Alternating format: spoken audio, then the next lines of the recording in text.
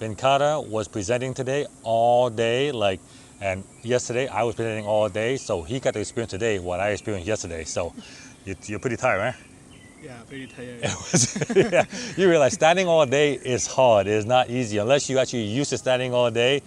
I was getting my leg cramps and I stuff. can't even walk now. You can't walk now. I want to just sit somewhere. Yeah, I don't know how those booth models, at various trade shows do it. They're not only they're standing all day at the trade show floor, they're standing in high heel. So my hat is off to you girls. I mean, the way you guys do. No wonder you're in such good shape. No wonder your legs look so great, right?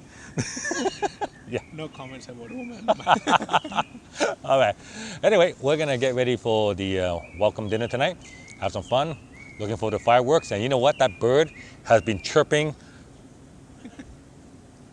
Stop. Okay, good. Because if he kept chirping, I was gonna kill him. Oh, we're gonna kill him. We're gonna kill him. That's gonna be next adventure. Next vlog, you're gonna see bird killer John Chow.